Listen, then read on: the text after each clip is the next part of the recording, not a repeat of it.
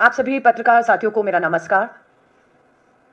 साथियों, 19 जुलाई 2025 को उड़ीसा के पुरी में एक 15 साल की नाबालिग बच्ची को 3 लोगों ने अगवा किया, उसका अपहरण किया और उसे जिंदा जला दिया।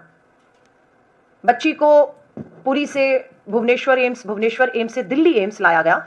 पता चलता है कि बच्ची ने बीती रात दम तोड़ दिया है। 15 साल की बच्ची ने दम तोड़ दिया है। यह खबर आई है, पुरी में आग के हवाले की गई लड़की ने दिल्ली में दम तोड़ा। एम्स के डॉक्टरों ने पूरी कोशिश की कि बच्ची की जिंदगी को बचाया जा सके, लेकिन बच्ची ने आज दम तोड़ दिया। 19 तारीख से आज 3 अगस्त हमने पूछा ये 3 लोग कहां हैं। इन तीनों की गिरफ्तारी हुई। गिरफ्तारी की जब हम मांग कर रहे हैं तो हमें बताया जाता है कि बच्ची को जलाने में किसी का कोई हाथ नहीं था। क्या कहना चाहती है पुलिस? 15 साल की बच्ची ने, क्योंकि आप अपराधियों को पकड़ने में फेल हो रहे हैं, नाकाम हो रहे हैं, और आप ये कह रहे हैं कि 15 साल की बच्ची, देखिए कोर्ट से नो वन टू ब्लेम, आप फेल हो गए अपराधियों को पकड़कर सजा दिलाने में, बेटी को न्याय दिलाने में। बेटी ने दम तोड़ दिया और आज कहती है पुलिस कि इसमें कोई शामिल नहीं था। इस बच्ची तक पहुंचने की अखिल भारतीय महिला कांग्रेस ने पूरी भरसक कोशिश की।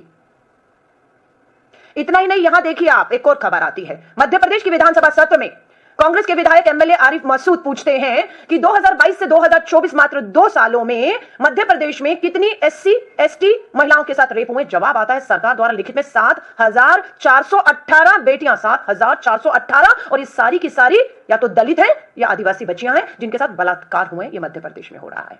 संसद का सत्र 21 जुलाई को शुरू हुआ। महिला कांग्रेस ने 24 अक्टूबर रोज की यह तस्वीर है, 21 जुलाई की, जब संसद का पहला दिन था। हमने न्याय मार्च निकाला। हमने सिर्फ यह कहा कि संसद में महिलाओं के ऊपर हो रहे जघन्य अपराध, अन्याय, बलात्कार पर बात हो। यह तस्वीर आप देखिएगा। ये 24 अक्टूबर रोज से 21 जुलाई को 10 बजे से पहले दफ्तर से मुझे उठाया गया दिल्ली पुलिस द्वारा। ये नजफगढ़ के थाने में पूरी दिल्ली घुमाया इन्होंने मुझे, और नजफगढ़ थाने 11 बजे मुझे ले जाकर शाम को 6 बजे तक 8 घंटे तक मुझे इसी तरह एक कमरे में बंद कर रखा। मेरे फोन, मेरी बात, मेरी इजाजत किसी से नहीं थी। शाम को 6 बजे मजबूरी थी, कानून का मेरा हक था, इन्हें मुझे छोड़ना पड़ा। उसके बाद देश भर में हम लोगों ने संसद को जगाने के लिए न्याय मार्च किए। पंजाब, झारखंड, आप देखेंगे बंगाल, ये हमारी अंडमान निकोबार, हरियाणा, पूरे देश में हमने, ये हमारी उत्तराखंड की महिला अध्यक्ष है, महिलाओं की सुरक्षा के लिए महिला कांग्रेस कार्यकर्ताओं ने निकाला न्याय मार्च। बंगाल, हमने सिर्फ न्याय मार्च निकाल रहे हैं, शांतिपूर्ण तरीकों से निकाल रहे हैं, और पुलिस ने हमारी आवाज को सत्ता के दम पर कुचलने की कोशिश की। हमारी सैकड़ों बहनों को, मैं कहूंगी, हिरासत में ले लिया गया अलग अलग थानों में, और दिन भर प्रताड़ित किया गया। मेरी बहुत सी बहनों के शरीर नीले थे। इस तरह का पुलिस ने उन्हें नोचने का काम किया, डराने का काम किया कि दोबारा ये आंदोलन, ये प्रोटेस्ट, ये मांग, न्याय की मांग हम ना कर पाए। उड़ीसा की बच्ची ने दम तोड़ा। रुकिएगा, उड़ीसा की बच्ची ने पहले फकीर मोहन कॉलेज में पढ़ने वाली बच्ची का यौन उत्पीड़न के आरोप लगा रही थी, न्याय नहीं मिला, अपने आप को आग के हवाले कर दिया, और उड़ीसा भुवनेश्वर में उस बच्ची ने दम तोड़ दिया। और आज 15 साल की बच्ची ने दम तोड़ दिया दिल्ली एम्स में। मध्य प्रदेश में क्या चल रहा है? छत्तीसगढ़ में धर्म के नाम पर दलित, आदिवासी, हमारी ईसाई मिशनरी से जुड़ी हुई हमारी बहनों को किस तरीके से छत्तीसगढ़ पुलिस ने गिरफ्तार किया, दबाव बना और उन्हें रिहा करना पड़ा। यह तमाशा, यह खेल पूरे देश में सरेआम चल रहा है, सरेआम। मैं जहां रहती हूं वहां से ऑल इंडिया एम्स मात्र 5 मिनट की, पैदल 5 मिनट की दूरी पर है। 23 जुलाई का आप मेरा फेसबुक लाइव देखिएगा। 23 जुलाई को मैंने फैसला किया कि ये जो पूरी की 15 साल की नाबालिग बच्ची को 3 लोगों ने जलाया, जिंदगी मौत से जूझ रही है, मैं एम्स जाऊंगी और मिलूंगी परिवार से, और हम उनके साथ खड़े हैं, विश्वास दिलाएंगे। पुलिस ने, मेरा फेसबुक लाइव देखिएगा, 23 जुलाई को सुबह मेरे घर में ही आकर मुझे नजरबंद कर दिया, मुझे घर से नहीं निकलने दिया। क्या चाहते थे? सिर्फ पीड़िता तक पहुंचना, उससे न्याय का विश्वास दिलाना। आज अब फिर शर्मनाक होते हैं हम लोग। गुजरात का प्रधानमंत्री नरेंद्र मोदी जी का गृह राज्य गुजरात के अहमदाबाद में शर्मनाक पोस्टर लगाया जाता है वहां की पुलिस द्वारा। पोस्टर लगता है, जो मैं आपको दिखा रही हूं, कि गुजरात में बेटियां घर से बाहर ना निकले, अगर निकलेंगी और रात को पार्टी में जाएंगी तो उनके साथ बलात्कार हो सकते हैं। ये पुलिस कह रही है, पोस्टर लगा रही है, रात की पार्टियों में ना जाएं, हो सकता है सामूहिक दुष्कर्म। यह है गुजरात की सरकार, यह है गुजरात की पुलिस, यह है शर्मनाक। बलात्कार से बचने के लिए घरों में रहें, यह पोस्टर गुजरात की पुलिस ने लगाया है। जब थुथु हुई, सब तरह से विरोध हुआ, तब जाकर पोस्टर हटाया जाता और सफाई दी जा रही है कि उन्होंने नहीं लगाया था। लेकिन यह सोच है जो पूरी भाजपा शासित राज्यों में बेटियों को जहां न्याय मिलना चाहिए, सुरक्षा मिलनी चाहिए, वहां इस तरह के अपराधों को बढ़ावा दिया जा रहा है, ये सब कहकर। अब मैं आती हूं मामला कर्नाटक का, कर्नाटक के हासन से प्रज्वल रेवन्ना का। आप जानते हैं कि प्रज्वल रेवन्ना मास रेपिस्ट 1, 2, 3, 4 नहीं, 400 के करीब बताते हैं कि महिलाओं के साथ दुष्कर्म बलात्कार उसने किए, वो रेपिस्ट कहा जा रहा था और प्रधानमंत्री मोदी जी को इसकी सारी जानकारी थी, उन्हें उनके ही लोगों द्वारा रोका भी गया। आप कहीं भी प्रचार प्रसार करें प्रधानमंत्री जी, आप प्रज्वल रेवन्ना के लिए वोट मांगने मत आइए, उन पे ये आरोप है। लेकिन प्रधानमंत्री नरेंद्र मोदी जी नहीं माने, प्रज्वल रेवन्ना के लिए प्रचार प्रसार किया, वोट मांगा। लेकिन आज मुझे बताते हुए गर्व महसूस होता है कि श्री राहुल गांधी जी ने इस मुद्दे को गंभीरता से लिया। कर्नाटक की हमारी कांग्रेस की सरकार को आगाह किया हुआ इस बारे में कि किसी दबाव में नहीं आइएगा, क्योंकि दो प्रधानमंत्रियों का समर्थन जो है, एक पूर्व प्रधानमंत्री और एक अब के प्रधानमंत्री का समर्थन एचडी जो है प्रज्वल रेवन्ना के साथ है। लेकिन किसी तरह के राजनीतिक दबाव में मत आइएगा और न्याय करिएगा। और 15 महीने में अपने आप में एक बड़ा उदाहरण बन चुका है ये मामला। मात्र 15 महीने में कर्नाटक की कांग्रेस सरकार ने फास्ट ट्रैक कोर्ट में केस चलाते हुए आज हमें पता लगता है प्रज्वल रेवन्ना को दोषी करार दिया गया। ये एक मामले में दोषी करार दिया गया है और उसमें इतने जघन्य अपराध था कि उम्र कैद की सजा उसे सुनाई गई है। और अभी दूसरे मामलों की सुनवाई जैसे जैसे आगे बढ़ेगी, ये अपराध इतना जघन्य है कि हम फांसी तक की मांग करते हैं और हमें पूरा भरोसा है कि न्याय होते हुए, फांसी होते हुए हम देखेंगे।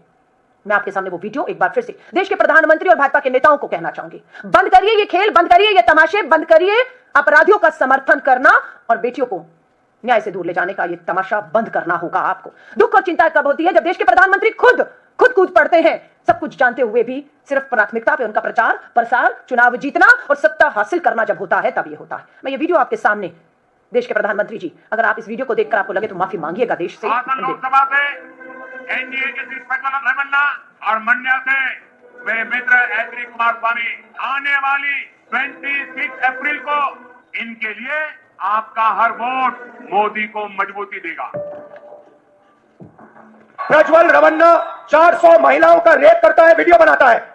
यह सेक्स स्कैंडल नहीं है, इसको मैस रेप कहा जाता है। और स्टेज में कर्नाटका के सामने प्रधानमंत्री मैस रेपिस्ट का समर्थन कर रहे हैं। वो कर्नाटका को कह रहे हैं कि अगर आपने इस रेपिस्ट को वोट दिया तो मेरी मदद होगी। और कर्नाटका की हर महिला को मालूम होना चाहिए कि जब प्रधानमंत्री आपसे वोट मांग रहे थे तो उनको मालूम था प्रज्वल रेवन्ना ने क्या किया था। जितनी हमारी बहनें विक्टिम्स हैं उन्हें हम अपील कर रहे हैं, आप सामने आइए। हम सब, हमारी सरकार, हमारा तंत्र, पुलिस प्रशासन आपकी मदद करने के लिए, आपको न्याय दिलाने के लिए हम सब आपके सामने हैं। एफआईआर कराने में हमारी स्टेट महिला कमीशन ने खुद सुमोटो कॉग्निजेंस लिया है। एसआईटी गठन हो चुका है, एक विक्टिम आगे आ गई है। जैसे हजारों विक्टिम आएंगी, एफआईआर का दौर शुरू होगा, जांच शुरू होगी, किसी को बचकर नहीं जाने देंगे। आज से अब से आन मेरी मैं तुमको ना छूने दूंगी। ये अपने आप में एक उदाहरण है कि किस तरीके से हम लोगों ने एक हेल्पलाइन नंबर तुरंत जारी किया सरकार ने।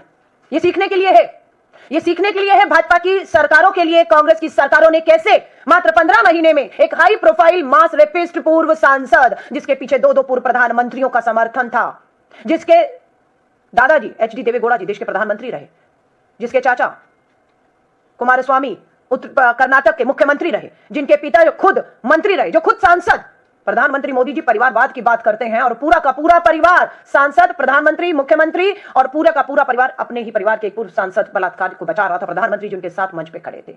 हम लोगों ने हेल्पलाइन नंबर, मैं फिर कह रही हूं, सीखने के लिए क्या है इस मामले में, हम लोगों ने तुरंत एक हेल्पलाइन नंबर जारी किया। सरकार ने पीड़िताओं को सीधा जरिया दिया कि कैसे आप संपर्क करके अपनी शिकायत, अपना न्याय, अपना हक पा सकती हैं। और ये अपने आप में उदाहरण बना। फास्ट ट्रैक कोर्ट में केस चला और किसी तरह के दबाव में सरकार नहीं आई। और सबसे बड़ी बात, आपको याद होगा प्रज्वल रेवन्ना को इसी केंद्र की भाजपा सरकार ने जर्मनी भगाने का भी काम किया था। पता लगा था प्रज्वल रेवन्ना पर जब एफआईआर दर्ज हुई, वो देश छोड़ के जर्मनी चला गया है। एचडी देवेगौड़ा जी ने लेटर लिखा इस विश्वास के साथ कि प्रज्वल रेवन्ना वापस आ जाओ जर्मनी से।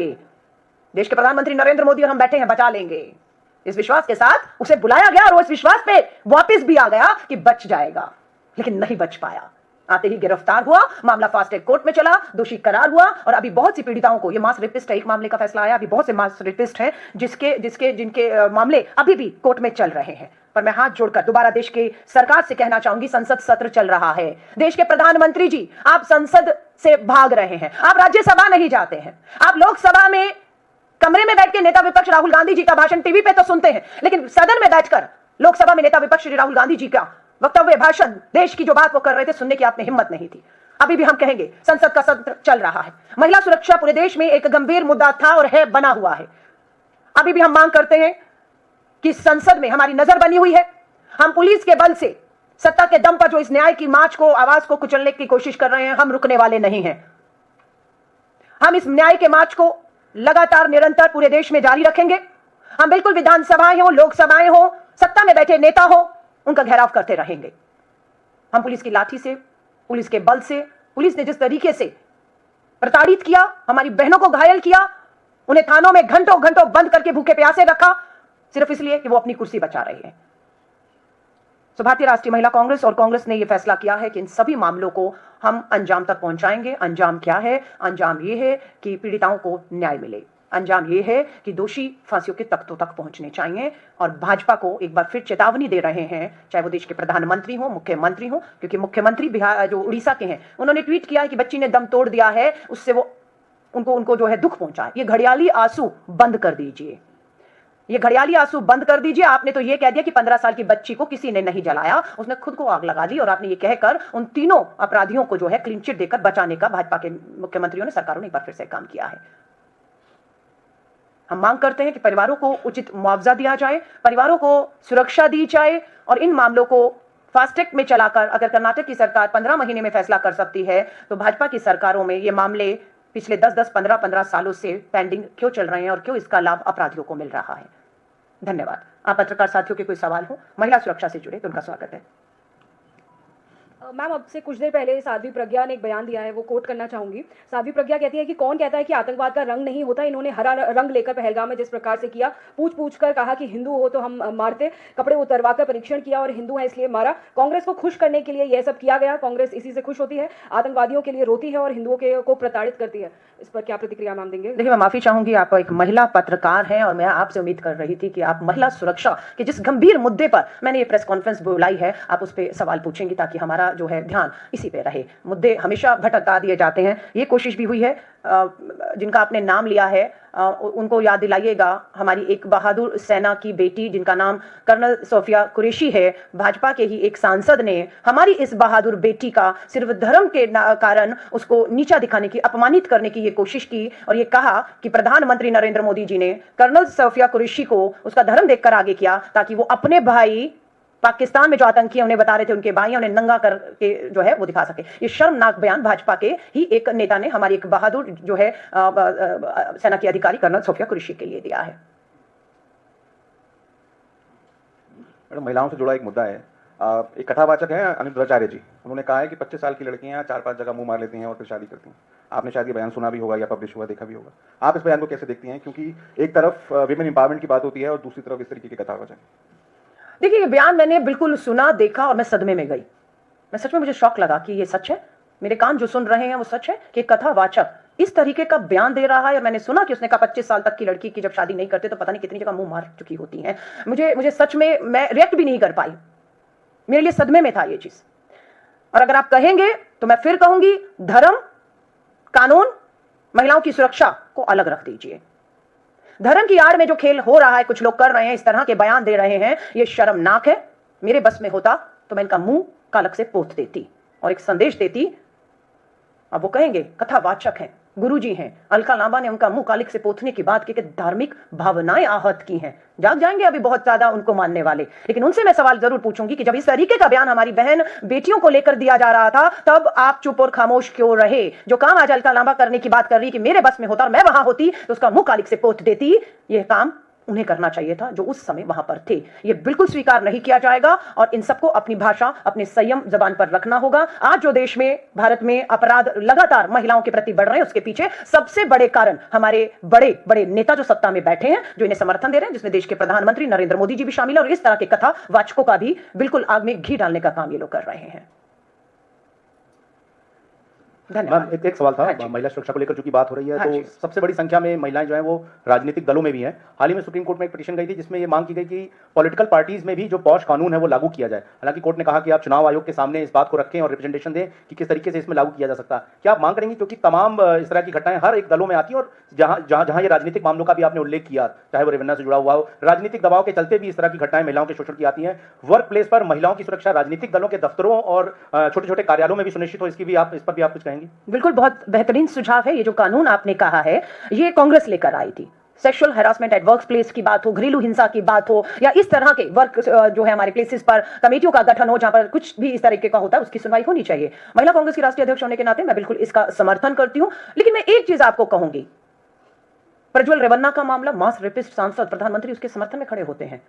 विनेश फोगाट, हमारी बहादुर बेटी के खिलाफ बहुत कुछ हुआ, कार्रवाई नील बटा नील।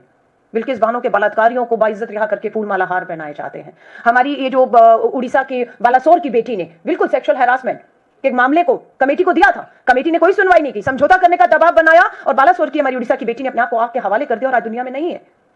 ऐसे एक नहीं अनेक को मामले हैं, पर मैं फिर कहूंगी इन सब पर राजनीति हावी हो जाती है। कोई एक राजनीतिक मामला आता है, सिर्फ राजनीतिक फायदे और नुकसान के लिए उससे इतना उठाया जाता है, लेकिन इतने गंभीर मामलों को कहीं पर दबा दिया जाता है क्योंकि शायद दबाव होता है। तो कौन सा मामला राजनीतिक फायदा नुकसान देगा, किसे उठाना चाहिए, किसे नहीं उठाना चाहिए, इस तोल मोल से जो है बाहर निकलना होगा। और न्याय की लड़ाई, हमारा जो जस्टिस वर्मा आयोग का गठन किया था निर्भया आंदोलन के बाद, उसमें तो यहां तक था कि आपको कोई कुछ सेकंड तक घूर भी ले, कोई गलत दूर से इशारा भी कर दे, आपके पीछे आ रहा है और आपको असुरक्षित महसूस करा रहा है, हमने तो उस पर भी कानून बना दिए, उस पर भी सजाएं हैं। ये तो बहुत गंभीर मामले हैं जिसकी मैंने बात की है। तो बिल्कुल होना चाहिए, लेकिन दुख और चिंता के साथ कह रही हूं, ऐसा होते हुए कतई भी इस भारत की धरती में, इस भारत की सरकार द्वारा हमें नहीं दिख रहा है। बहन बेटियां हमारी जो महिलाएं हैं वो और असुरक्षित से असुरक्षित होती जा रही हैं। और दोबारा मुझे कहता है अमेरिका जैसे देशों को एडवाइजरी जारी करनी पड़ती है और विश्व में भारत को शर्मसार करते हैं कि भारत सुरक्षित नहीं है, वहां पर हर कदम पर बलात्कार होते हैं। और जब प्रज्वल रेवन्ना जैसे मास रेपिस्ट के मामले आते हैं तो सोचिएगा कि भारत की क्या तस्वीर विश्व में क्या सुर्खियां बटोरती होगी। हाँ जी,